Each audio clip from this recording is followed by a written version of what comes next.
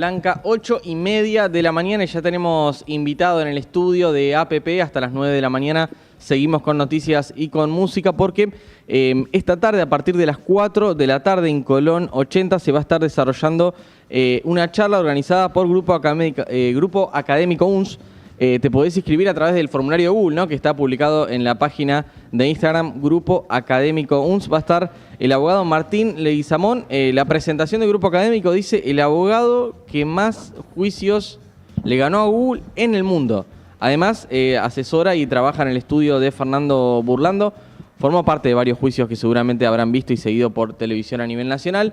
Y está aquí en nuestro estudio también para charlar un rato. Martín, buenos días, ¿cómo estás? Hola, buen día, ¿cómo andan? Un gusto estar acá, en Bahía Blanca sobre todo, que cuando Aldana me invitó, enseguida acepté y me pareció muy buena idea.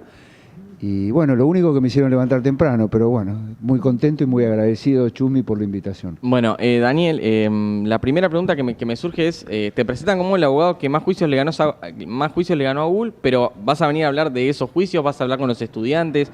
¿Cuál es la idea?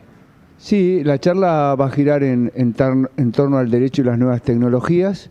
Y más que nada vengo a contarles mi experiencia a los futuros colegas, a los chicos jóvenes, contarles que se puede. Yo, por ahí hace 20 años, cuando empecé con estos temas, siempre me decían que no iba a poder ganar un solo juicio a las empresas tecnológicas, que era casi como imposible. Y hoy, después de 20 años, le llevo ganado 101 juicios a Google. Creo que soy el abogado que más juicios le ganó en el mundo. Y eso demuestra que nada es imposible. Con confianza, creer en uno mismo, con paciencia y perseverancia se logra. Y bueno, fue lo que logré y me llena de satisfacción porque toda la jurisprudencia argentina la logré yo en base a mucho laburo y mucho esfuerzo. Así que para mí es un gusto venir a transmitir a mis colegas, porque hoy el derecho pasa por el celular, por este aparato, cómo tienen que emprender cuando sean abogados su carrera en el futuro. Martín, ¿qué quiere decir empezar a trabajar un caso y decir, bueno, voy a denunciar a una empresa de las más grandes del mundo? ¿Cómo el derecho ingresa en ese universo? Es linda la pregunta y siempre me la hacen porque creen que litigar contra Google, Yahoo, Meta es casi imposible. O sea, todas tienen domicilio en Argentina. Yo te cuento que hace 20 años, cuando tuve el primer caso, me parecía imposible porque digo, wow, ¿cómo hago? Primero no sabía que era Google hace 20 años. Cuando tuve el primer caso, y ahí me puse a investigar y me di cuenta que era algo fascinante. Y litigar contra las empresas más grandes del mundo a nivel tecnológico es pura adrenalina. Se imaginarán que me pusieron los estudios más grandes del mundo, de Argentina. Claro, porque es Google Argentina o Yahoo Argentina. Sí, exactamente. Okay. Google Inc. y Google Argentina y Yahoo Argentina y Meta Argentina. Con los estudios de abogados más grandes del mundo y yo con una pequeña estructura hasta que me incorporé al estudio de Fernando Burlando, donde el abogado que llevaba casi todo o llevaba todo era el que les habla y la ayuda de alguno de mis hijos. Era como una pyme familiar. Y siempre nos reíamos con mis hijos porque me decían, imagínate si Mark Zuckerberg o alguno de los dueños de Google deben imaginarse que están litigando contra un ejército de abogados. Y no, era yo solo. Y básicamente lo único que hice fue aplicar el derecho de la vida real al derecho de la vida virtual. No podía ser que exista una Constitución Nacional, un Código Civil que protegía los derechos en la vida real y no los proteja en la vida virtual. Y eso, básicamente, y así empezaron a venir los éxitos, los fallos resonantes, los fallos históricos, y aquí me ves, ya con canas, empecé con el pelo negro, ahora peino canas, pero las peino con mucha alegría y mucha satisfacción, porque me permite esto, venir a transmitir a los colegas, a los chicos jóvenes, que se puede contra las grandes empresas tecnológicas. Me denunciaron de falsificador de firma, de falsificador de pruebas, de todo lo que se te ocurra, lo hicieron. Como en las películas, lo hicieron. ¿Por qué te denunciaron por eso? Porque querían debilitarme, querían sacarme del medio, no lo pudieron lograr, ni lo van a lograr, ya a esta altura ya no lo van a poder lograr. Y hoy mi cabeza siempre está centrada en lograr nuevos éxitos y nuevos éxitos jurisprudenciales. Todo lo que hoy pasa por internet tiene solución gracias a todos los fallos que yo logré durante 20 años. Que haya causas contra Google o contra estas empresas quiere decir que cometen delitos. ¿Qué tipo de delitos cometen? Bueno, por las nuevas tecnologías no solo hay delitos de cualquier tipo, facilitan las calumnias y las injurias, facilitan las estafas, los robos virtuales, incluso hasta pueden ocurrir homicidios. Yo cuando pregunto a mis alumnos de la facultad, si puede ocurrir un homicidio a través de... No quiero dar ideas porque... Pero es muy fácil, hackean un centro médico, claro, modifican la historia clínica y se acabó la historia. ¿Hay antecedentes de eso? No por el momento. Menos mal. No es sencillo, no es sencillo. Pero es una posibilidad. Claro que sí. Claro. Y sí, pero perdón, hackearon el Pentágono. Entonces, si hackearon el Pentágono, ¿por qué no pueden hackearon las cosas que pasan a nivel tecnológico? Son ustedes piensen que nosotros estamos hablando acá y tenés un batallón de delincuentes virtuales que están viendo cómo estafarte o cómo robarte. Hoy las grandes estafas te las hacen por internet. De hecho, a mí hace una semana me quisieron cazar. Yo por suerte conozco estos temas y todos los días hago nuevas tecnologías. Me di cuenta, Meta me bloqueó WhatsApp inmediatamente porque me estaban atacando de Egipto y de India, que son bandas cibercriminales para apoderarse del celular. Sí. Y por suerte, como soy conocido, yo creí que iba a perder mi número telefónico y Meta me lo recuperó en menos de 24 horas por mi número telefónico. Pero hoy todo pasa por los celulares. Cuando... Ya no es necesario ir con desfierro a un banco. Es más fácil entrar a un banco y hackearlo y robarlo. Sí, aparte, bueno, vos conocerás porque también has hablado con gente aquí del Ministerio Público Fiscal, deben tener más causa de robo por estafas virtuales que por robos a mano armada o hurtos. Justo anoche lo hablaba con un fiscal muy conocido de acá, gran amigo, Mauricio, que estábamos hablando de todos estos temas. Y me contaba de la gran problemática que es ese tema. Hay fiscalías especializadas. Acá hay una, sí. Por eso, y hay en todo el país. Y yo lo celebro que sea así. Y celebro que los fiscales a cargo de esas fiscalías, no sé quién es el que está en Bahía Blanca, pero la gran mayoría son gente muy preparada y que conoce de estos temas. Y está muy bueno que así sea, porque tiene que haber fiscalías especializadas para investigar este tipo de delitos. ¿Qué se llega? Yo siempre digo que el delito de la vida virtual deja más rastros que el de la vida real. Una vez que vos te metés en un celular, deja toda la trazabilidad y todo lo que sea el delito. Entonces es fácil de investigar. Te doy ejemplos. Un periodista muy conocido de Buenos Aires era objeto de amenazas y extorsiones y terminamos con la persona que lo amenazaba detenida. ¿Dejan huellas? Sí, obvio, siempre. Es mucho más sencillo de investigar. ¿Y cuáles son los que menos dejan huellas, por ejemplo? Bueno, ¿o los más difíciles de encontrar? No, bueno, hay casos difíciles porque hay... A ver, la palabra hacker para el delincuente virtual está mal utilizada. Hacker es un tipo que tiene conocimientos superiores de tecnología. Sí, hay un concepto que es el hacking ético, que es el que hackea para detectar vulnerabilidades y reportarlas, por ejemplo. Bueno, las grandes empresas, de hecho, contratan a los tipos que son cráneos en eso. Claro. El delincuente es delincuente. Y está todo el día viendo o craneando cómo va a mejorar para poder ingresar a un sistema y poder apoderarse de datos o de cuentas bancarias. Delitos difíciles, hay algunos complejos, porque pueden mutar la IP. Puede ser que vos creas que la IP la tenés acá al lado y la IP esté en Irlanda, en cualquier lado. Hay delitos y de acuerdo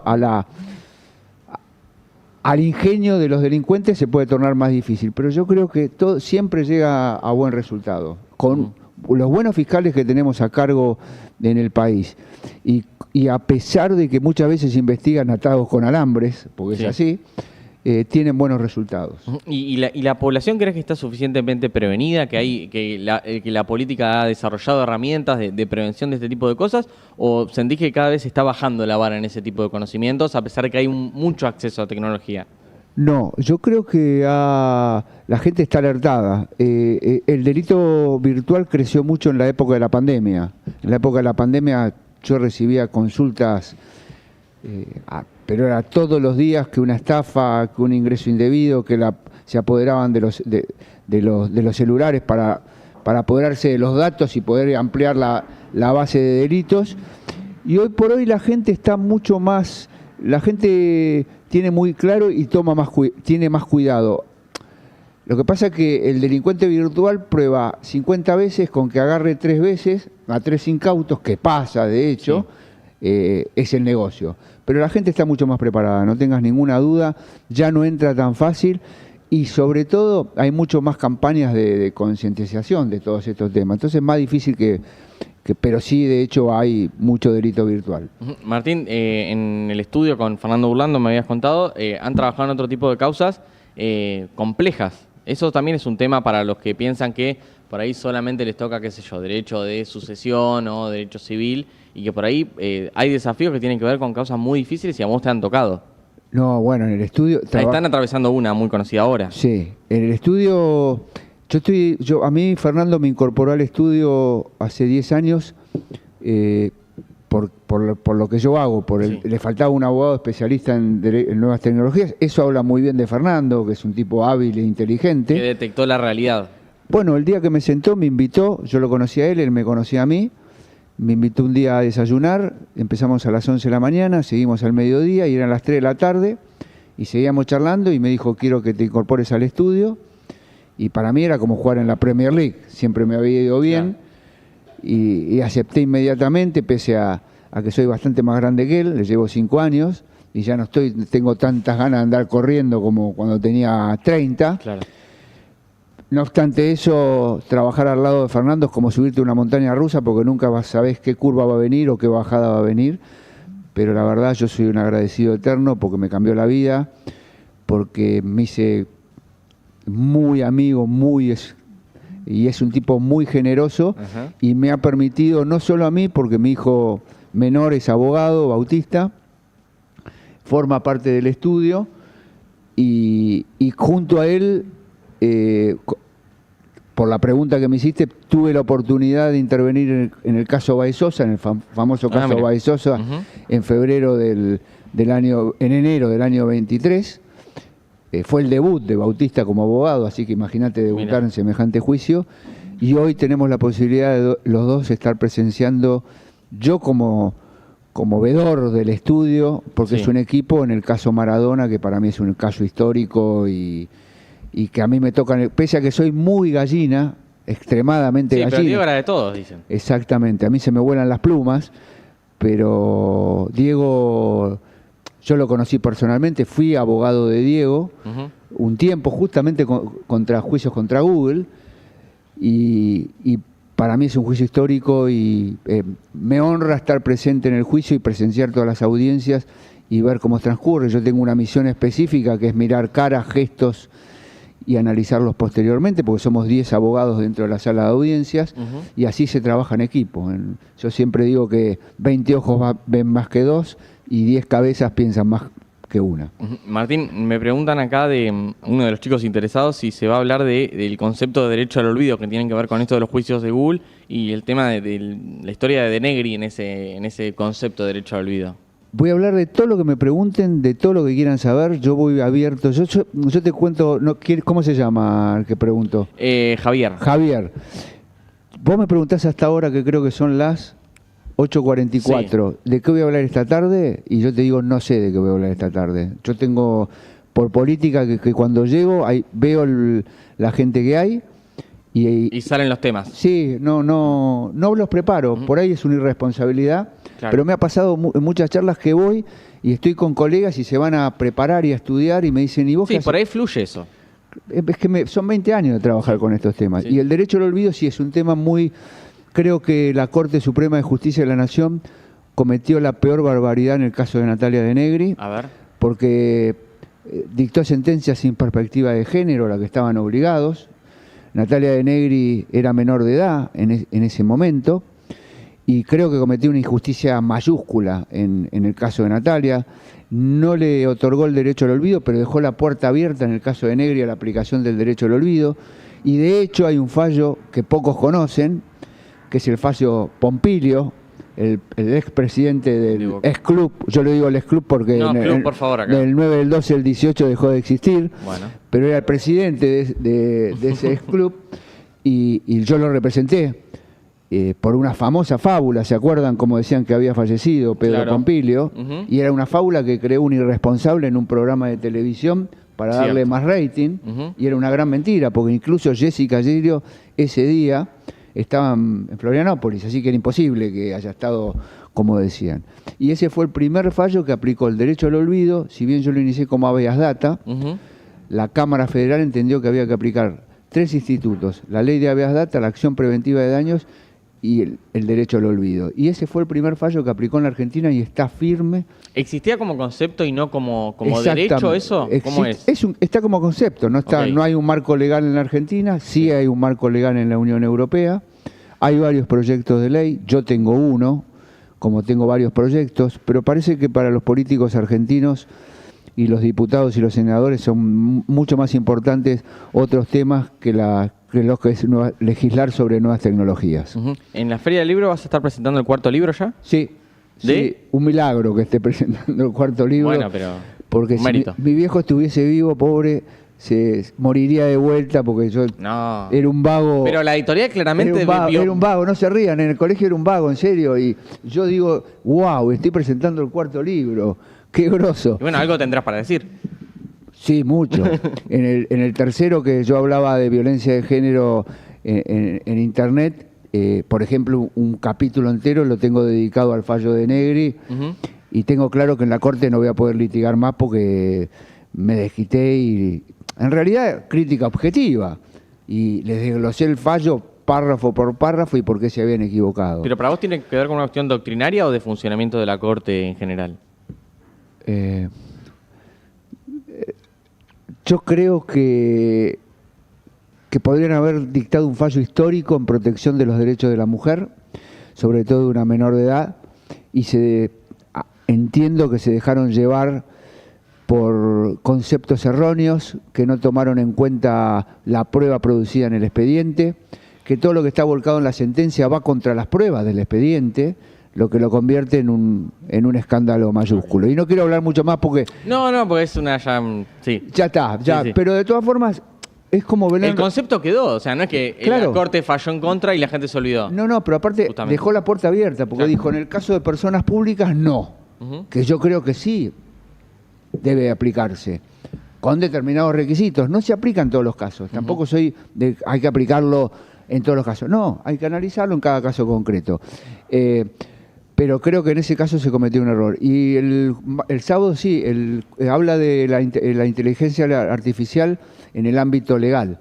Por eso creo, y por eso le voy a contar a los futuros colegas, que el que no entiende de nuevas tecnologías y de todo lo que pasa por Internet y está fuera de mercado. El abogado que no entiende hoy por hoy nuevas tecnologías está fuera de mercado, lamentablemente. Ujú. No tengo ninguna duda. Y bueno, el libro, mis anteriores libros, yo los hice siempre muy federales.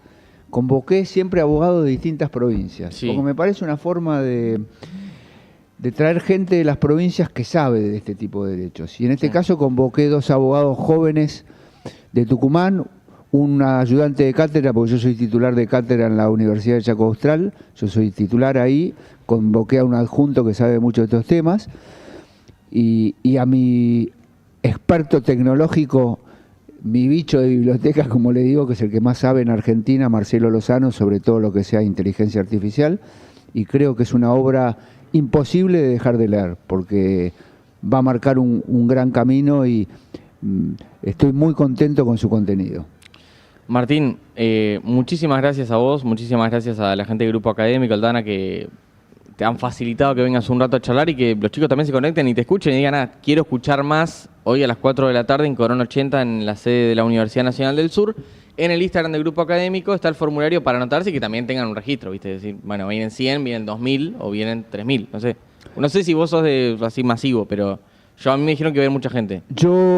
A mí me pasa algo muy loco, que cuando voy al interior o a las provincias, a veces me dicen, no, hay 20, 30 anotados, y por ahí llego y hay 300 personas. Claro, es muy espontáneo. Y no lo puedo creer, digo, wow, qué lindo. De todas formas, a mí vaya 20, 30, 50, 100, no me cambia, porque me da mucha alegría poder transmitir mis conocimientos a los alumnos. es muy lindo poder transmitir. Y me hacen sentir muchas veces un rockstar, aunque no lo soy, pero es lindo. Y me pasa ahora, y no te saco más tiempo, No, para nada. que yo antes no veía, porque yo ya cumplo 65 años el mes que viene, y por lógica a los 40 vas perdiendo la vista. Y cuando iba a dar charlas no veía, o sea, por un lado estaba bueno porque cuando había mucha gente no sabía quién le estaba hablando. Se te homogeneizaba todo. Claro, entonces era como una masa de gente y no veía quién estaba hablando. Hace 4 años me operé, me puse unas super lentes. Ok. Y ahora veo todo. El ojo biónico. Veo high definition. Y entonces veo rostros y veo que les gusta la charla, porque como verás, soy absoluta, no vine ni de traje, casi vengo de jovineta. Me alegré. Bueno, sí, mis hijos me lo quieren chorear siempre. Y sí. acá a la salida te espera alguien. Bueno, y yo busco eso. Siempre odié como profesor, siempre odié cuando me hacían estudiar los artículos de memoria y esas cosas anacrónicas que no. A mí me gusta ser descontracturado, creo que el derecho se transmite mucho mejor con una sonrisa, con ejemplos, con casos prácticos y poder debatir con los alumnos, y creo que es la mejor forma de transmitir lo que uno hizo durante 20 años. Martín, muchas gracias. Hoy a las 4 de la tarde en Corona 80, Instagram, Grupo Académica UNS, ahí se pueden anotar. La nota en un ratito va a estar subida en YouTube, en Instagram, en Twitter y en Facebook de APP como siempre. Nosotros ahora escuchamos algo de música.